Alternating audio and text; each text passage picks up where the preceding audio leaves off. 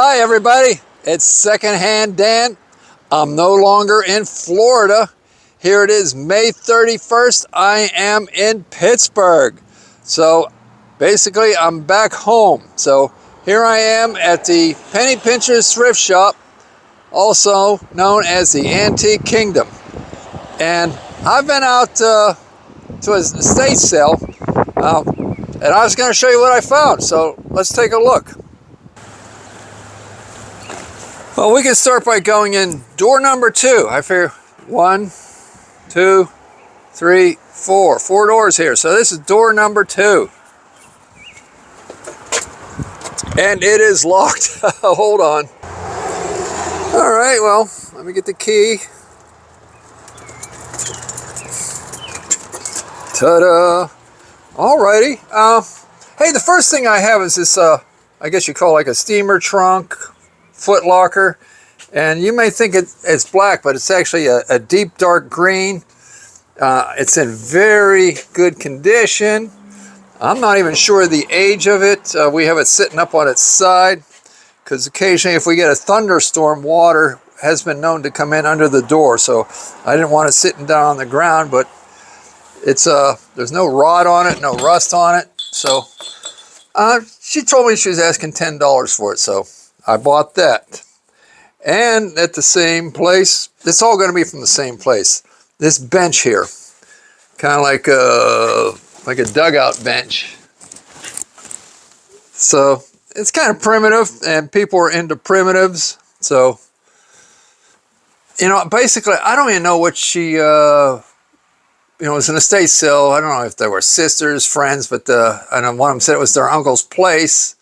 But the 3 gals there, I just started a pile, and, you know, I had kind of a number in my head what I was going to pay for the pile when it was all said and done. She was pretty close to the mark anyway, so I went ahead and gave her just a few bucks less than what she was asking for. I think she said like 108, and well, we just rounded it to 100. So that's a cool piece there. It's a little bit of rot right there on the end. I might add just a little something to square it up. So, but it's a nice piece for what it is. Check this out.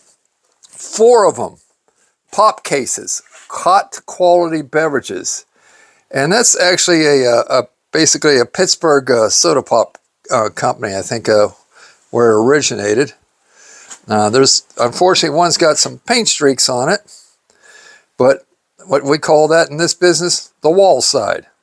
But the 2 on top seem to be, you know, darn near mint condition considering their age.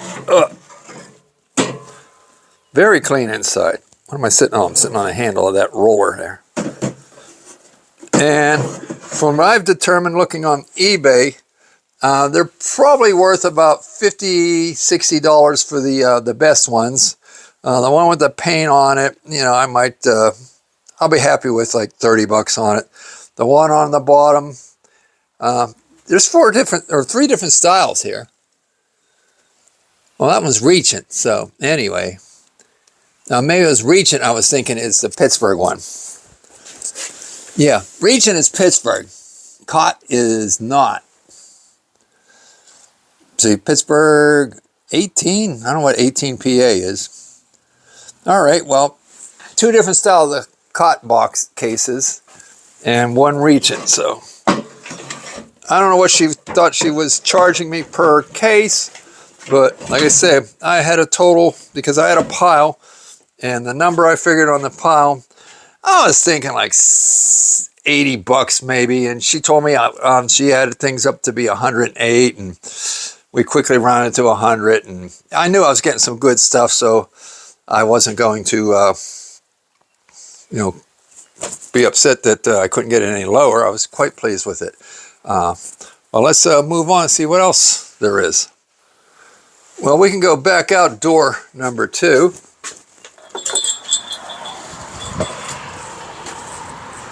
Skip over door number 3 and enter door number 4, which I call the door into the showroom. And down here on the floor is a Lakewood 3-speed GE Westinghouse motor box fan in the original box. Now, I haven't even pulled it out of the box yet. So we can do that together. Nice olive green, like a 70s color. There. Plastic grills, but it's in pretty darn good condition. Yeah, this probably, I'll just snip that off and move the plug back a couple inches. Oh, wow, what's this in here? This was not something I was aware that was in there. A lake scene.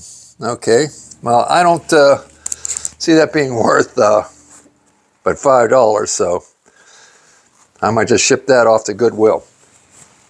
And speaking of pop cases, like in the other room, I have, from that same estate sale, 4 Coca-Cola cases, bottle cases, and they have dividers in them, which is nice, because a lot of times the dividers are missing. And I've looked on eBay. Easily, any one of those cases should be maybe $100 to $150. So there's money to be made here. That's the way we do it. And then underneath it is what I call like a barrister's bookcase. It is in 3 sections, 4 sections if you count the legs. So bring it, well, 5 if you count the top. This will lift off, and then this section lifts off, then this section lifts off, and then that section lifts off the legs. So I guess when you bought these back in the day, you could buy number of sections. You could be a section or 2 higher if you wanted, if you bought more sections. There's a label in there. The Globe Wernicke sectional bookcase. So the doors are a little funky on it. It needs a little tweaking, but they only had a $10 price tag on the whole thing. So I just brought the price tag down, and I brought the top down. Because when you're in a sale, a lot of times you want to make sure that you claim it and you don't have to argue with anybody else that comes in after you. So there was a price tag on it. I pulled the price tag off and I took that down with the top section and put it on my pile. So there'd be no confusion as to who was buying that particular bookcase in case somebody showed up, a couple minutes after I got there. Let's go back to the corner here. My wife put a lot of stuff on the shelf here. I bought these blue enamel pans. Usually you always see them in white, but robin's egg blue, and I think they said like $3. I got those. This was laying on the garage floor. A lot of times they got a watering can and it's missing the top. So threw that in. I don't even know if she charged me $1 for it. A Firestone ashtray. See, it's a Firestone tire. I'm not sure if the ashtray is original to it. Usually I've seen them with glass ashtrays in them. Got this cleaver here. Oh. I've already run the wire wheel across it. That's all the cleaner I want to make it. So this is, in this case, about leaving the patina. If anybody wants to do a pseudo restoration on it, that's up to them. I'm not going to do any restoration on this thing because it's earned its patina. Well, unfortunately, it does have a chip out of the handle, but that's not going to kill it. It's still got some value.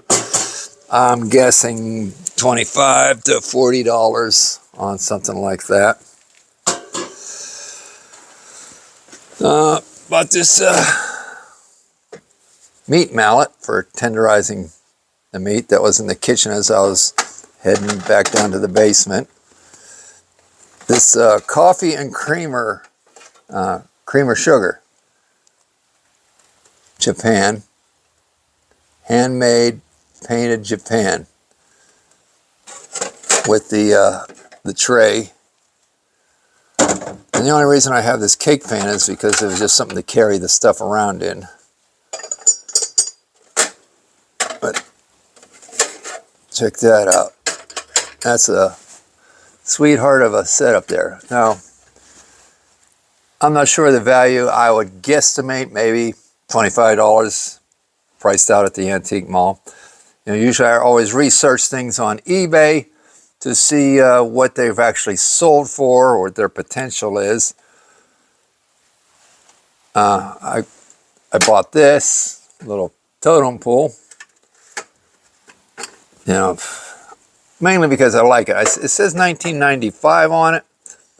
I don't know if that was the year somebody bought it or what, but you know, it's cute. I'm sure it was probably about $1 because a lot of times, you know, I heard of quoting prices to other people. Oh, that's $0.25, that's $1. So then I've got Lionel operating coal dump car. Let me set that over here. Then I have let's see, there's like 1, 2, 3, 4, 5, 6, 7, about 7 cardboard houses on Christmas Japan. And what they call a bottle brush tree. That's also marked Japan. So that was part of the $100 deal. This box here was part of the $100 deal. A lot of this stuff I really haven't gotten through. It was already boxed when I saw it, and I just grabbed the box. Figured I'll sort it out later. Oh, there's some lead people in there. So we're seeing some of this stuff together for the first time. The plastic cars, Lionel maintenance kit, some Lionel track that never does. It's usually not worth much unless it's in pretty good condition and you got a lot of it. You can put it on the internet and sell it, but it's usually not worth it if there's any surface rust on it. Like I said, I just grabbed the whole box. Figured I'd sort it out later. And next to that box is another box lot. It was already in the box of train cars. I think these are marks.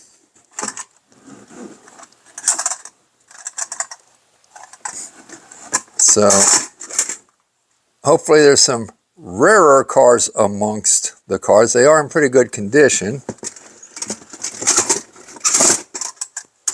So I snagged that. And over here is another little box with a couple of cars in it. 2 cigarette lighters. One that looks like a slot machine.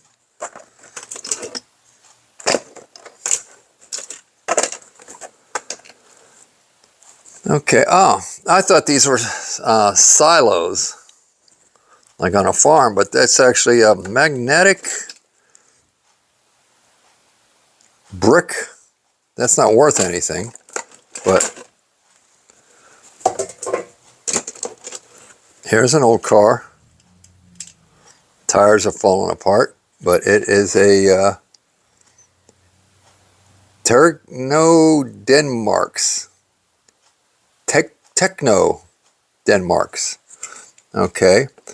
I'm sure that whoever wants to have this car knows that you can, I think you can buy replacement tires.